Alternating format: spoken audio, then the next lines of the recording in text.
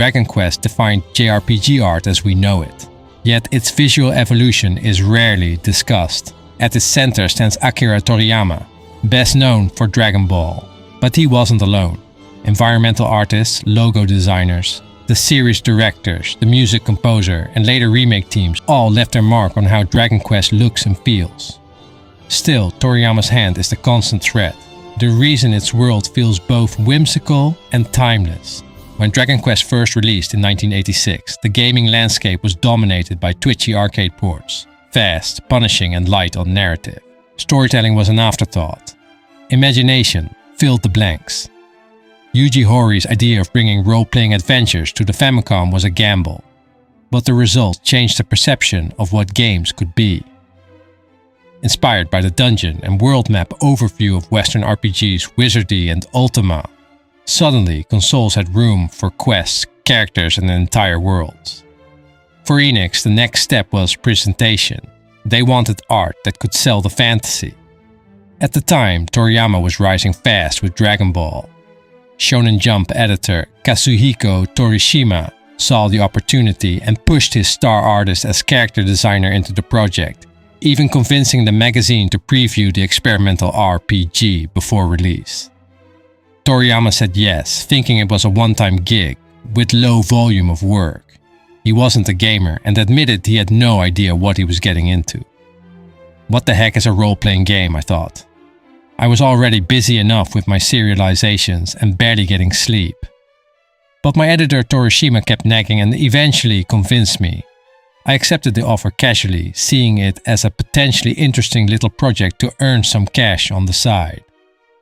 If I had known it would still be going on after 30 years, I don't think I would have taken the job. I'm not good at doing the same thing over and over again. Designing for Dragon Quest is fun, but difficult work. But his contribution set the tone, and in the beginning, he admitted that the fantasy genre gave a lot of freedom. His designs gave clarity and personality to what could have been faceless sprites.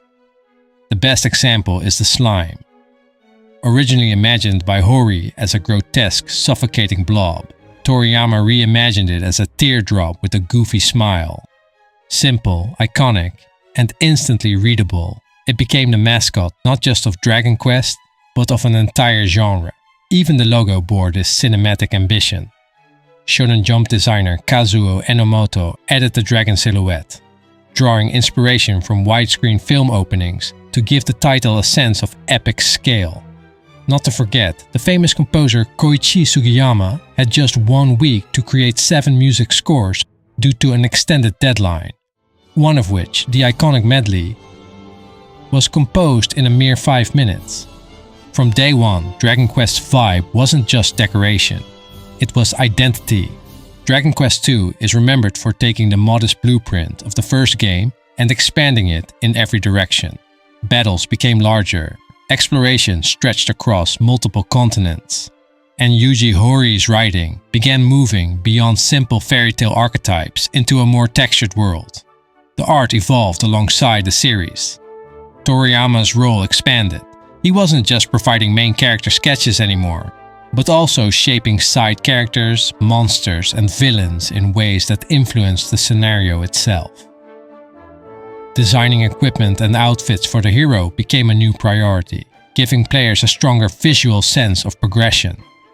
Toriyama also produced story-driven illustrations that brought the adventure to life, some of which might remind you of another certain series.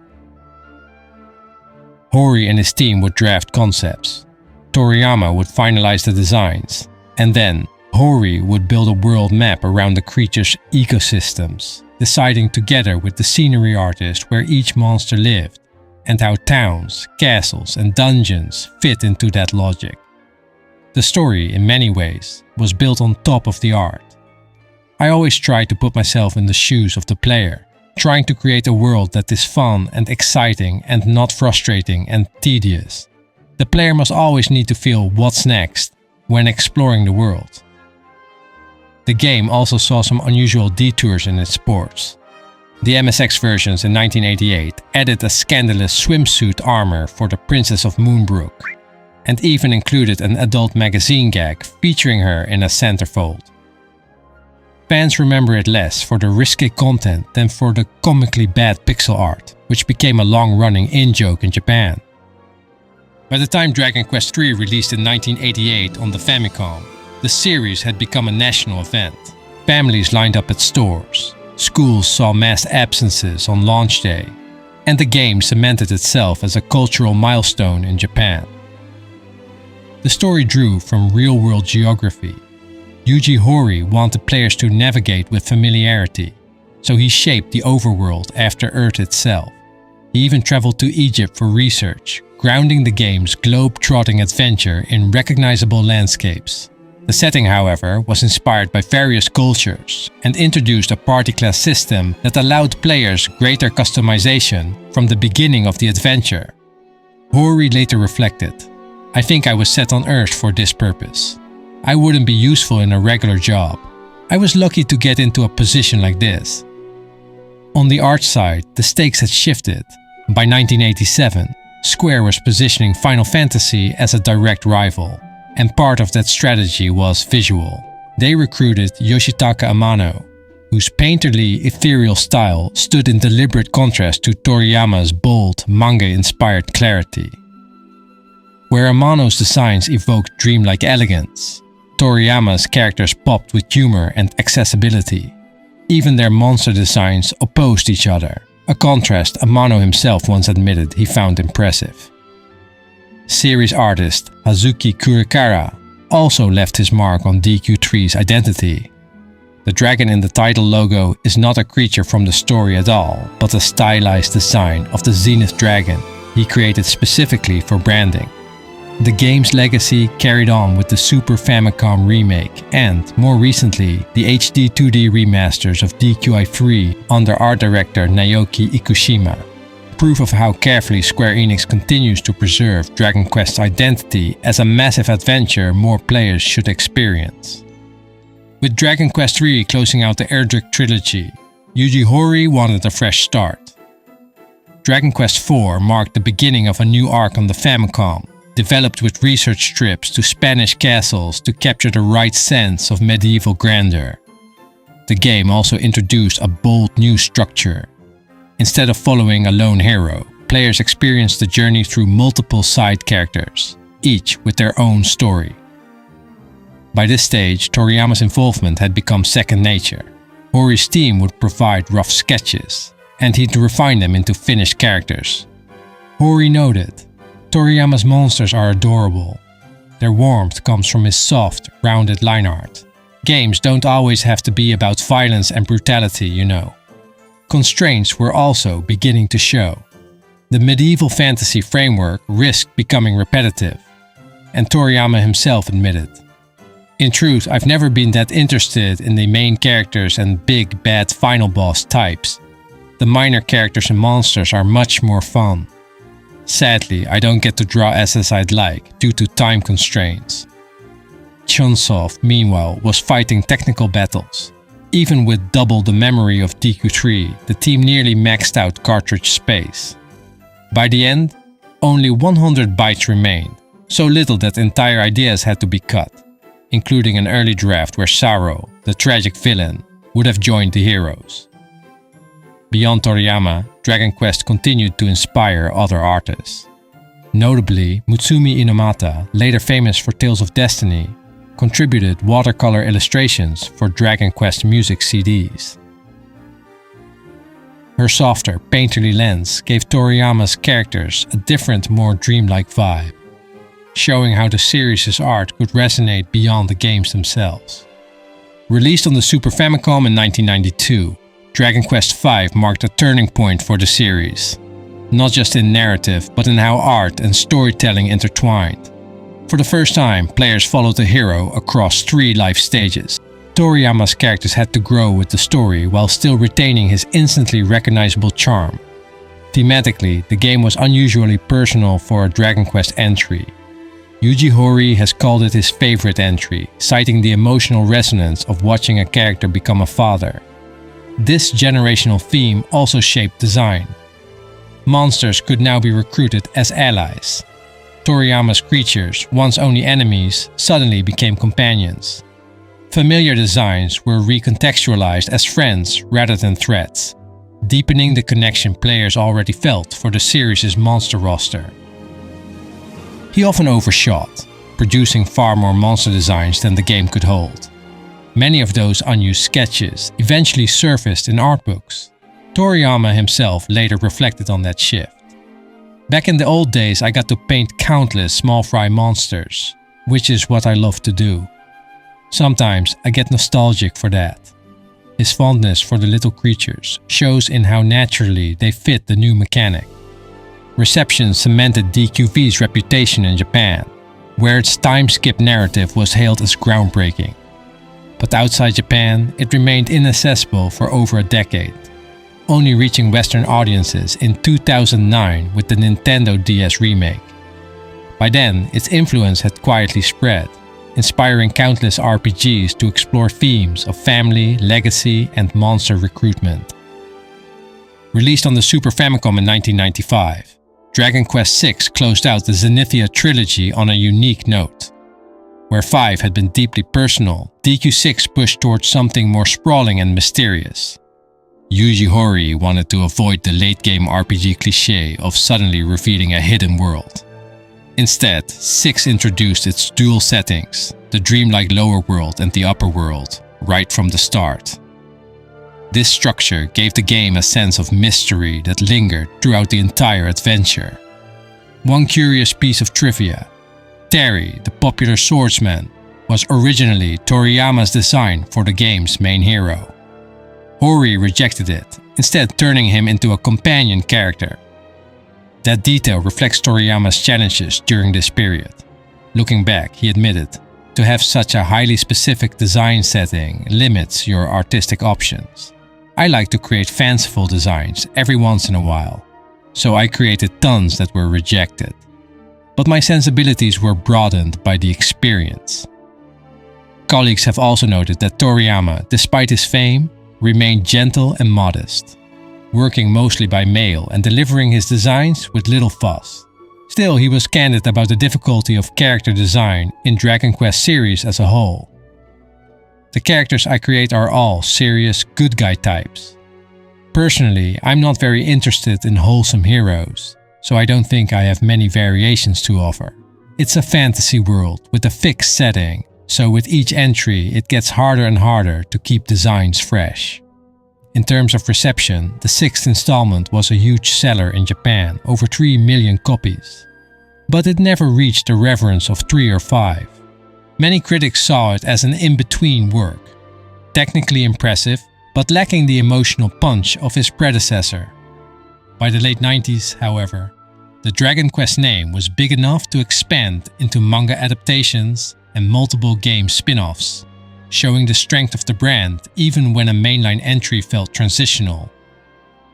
Dragon Quest VII was deliberately designed to feel different from its predecessors. Instead of a single sweeping narrative, the game unfolded in self-contained episodes, each town carrying its own story arc, often echoing allegories from the Old Testament. Puzzle solving was emphasized more than ever, shifting some of the focus away from traditional combat progression. Now that it was released in 2000 on the PlayStation, the new entry was the first to use 3D graphics, though the transition was cautious. The developers debated whether to include CG movies and pre-rendered cutscenes. Enix even received letters from fans worried that cinematic presentation would erode the storybook atmosphere. In the end, cutscenes were added sparingly. Toriyama's art style also shifted during this era. His sharp, angular Dragon Ball Z look gave way to smaller, rounder, more cartoony characters, closer to the softness of his monster designs. Shadows and volume were rendered with smooth gradients instead of hard edges, paired with brighter, simpler colors. While he had experimented with proportions before, this marked a full stylistic pivot. It was a love it or hate it approach, but it became the standard for all mainline Dragon Quest games and remakes that followed. Funny thing, Prince Kiefer shows up all over the concept and promotional art, even though he bails on the party pretty early. Fans have wondered if it's because his exit hit so hard in the story. Director Horii responded, "Yes. Nothing lasts forever. You never know when it'll be the last time you see someone." Reception in Japan was extremely positive at launch. Dragon Quest VII quickly became one of the best-selling entries in the series. However, in later years, it faced sharper criticism than most other Dragon Quest titles, with players frequently pointing to its plain and outdated visuals. The 3DS remake helped turn that around, modernizing the look and feel of the game. Toriyama even contributed a fair amount of new character art for the remakes, adding fresh flair to the familiar cast. Dragon Quest VIII marked a turning point for the series, both technologically and artistically. After struggling for inspiration following 7, Yuji Horii found a spark in an unlikely place, a drinking party. Akihiro Hino of Level 5 rattled off complaints about Dragon Quest VII, and Horii's producer challenged him to do better. Level 5 quickly built a prototype that impressed Horii and secured their first collaboration on the franchise. The result was often described as a love letter to Dragon Quest. Level 5's technical expertise on the PlayStation 2 finally allowed Akira Toriyama's designs to be realized in 3D, without compromise. To capture his distinctive sense of motion, the team reportedly studied hours of Dragon Ball anime, translating that energy into idle stances, monster animations and combat sequences. 8 was the first time Dragon Quest truly looked like Toriyama's world come to life. Curiously, not every party member got equal attention. Angelo, despite joining early, was left out of the box art entirely. A later 3DS remake added new characters and quality of life features, but the PS2 original remains one of the most beloved entries in the series, often credited with introducing Dragon Quest to a broader global audience. Dragon Quest IX released on the Nintendo DS and shifted the formula in unusual ways. Yuji Horii described his theme as growth and independence, reflected in a customizable protagonist rather than a fixed hero. Of course, Akira Toriyama did create a placeholder hero to be used for promotional art. However, this meant no traditional party arcs. Stella, a cheeky fairy companion, was added to give the story some personality and guidance. The setting also drew on light-hearted angel imagery, with Horii explaining that the Celestials were included mainly to add flavor rather than heavy theology. As the series ventured into new territory, it did so under the familiar melodies of a man who had been there from the beginning, Koichi Sugiyama. A pioneer in bringing full orchestral music into video games, Sugiyama had been shaping the sound of the series for over 30 years. His colleagues often remarked on his boundless energy even in his later years, and his music became as iconic as Toriyama's art. "Popular music needs to be catchy right away," Sugiyama once explained. "Classical music, on the other hand, has layers you can return to over and over. That's why it works so well for games. You'll hear the same pieces repeatedly, and they never lose their depth." By the time of his passing, Sugiyama had written over 400 pieces for the series and was recognized by Guinness World Records as the oldest active video game composer at 85. His work is inseparable from Dragon Quest's identity, the musical heartbeat that carried players through each new adventure. Dragon Quest X was a departure, a Japan-only MMORPG that later received a single-player offline remake. With Square Enix's larger development teams involved, including artists from Final Fantasy and Nier, Toriyama was no longer the sole artistic voice. Players could now customize their own hero across 5 races and familiar RPG classes, giving the game a different flavor from the tightly authored stories of the past. But Toriyama's mark was still undeniable, especially in the monsters. Over the years, he has drawn more than 500 for the series, with many unused designs resurfacing in art books. His creatures in 10 carry the same charm that made them iconic from the beginning. Rounded shapes, almost playful expressions, and a surprising warmth even in foes. What makes them stand out, as editor Kazuhiko Torishima once pointed out, is the eyes. I think the monster's eyes constantly watching the player is a design choice that reflects Toriyama's experience, as well as his excellent skill and technique developed through working in the manga industry. It's a small detail, but one that makes Dragon Quest battles feel more intimate and memorable than those of most RPGs. By the time Dragon Quest XI entered development, the series had grown into a large collaborative effort. Toriyama himself admitted, "There are more designers now, so I don't produce as much as before." He gets character sheets with basic instructions, and from there he needs to design them. And his colleagues noted that what he did contribute carried a unique weight. Like many concept artists, Toriyama approached his designs with practicality. He wasn't just thinking about how characters looked on paper, but how they would function in 3D space. One example came when the team asked him to add a hood to the hero's outfit. He emailed back, "Redrawing it would be too much work, but if I have to add a hood, I have to relocate the sword to the waist and scabbard across the chest has to be removed. I think it would diminish his heroic appearance somewhat. Personally, I think he looks cooler this way." Similarly, when requested to design a massive sword, he pointed out that the character physically couldn't unsheath it. His peers praised this grounded approach. He adapted to their requests, but always with an eye on believability, silhouette and animation. In 11, that sensibility paid off. The game's characters moved with a natural weight that reflected Toriyama's hand. Even in small details, his designs were built to live and breathe inside a fully realized 3D world. Very little is known about Dragon Quest XII, except that Yuji Horii has promised a darker tone, aimed at adults, with choices that alter fate. He also confirmed that while the battle system will evolve, the classic turn-based routes won't disappear. But there's also a hard truth. Akira Toriyama and Koichi Sugiyama, whose art and music defined the soul of Dragon Quest for decades, will not be part of this chapter. Horii has said their spirit will remain at the heart of the series, but the creators themselves have passed the torch. Reflecting on his character designs and the recurring similarities among them, Toriyama once remarked, "A lot of old drawings and designs seem crude in retrospect, but I also made some bold choices when I was younger. It became a situation where we have to use every trick in the book." Hopefully that adds to the fun factor, and maybe it was worth losing all that sleep after all. But when I see my son enjoying the finished games, it makes me grateful that I was given the opportunity to be part of this incredible series. And maybe that's the point, as Horii himself put it. In Dragon Quest, the hero is you.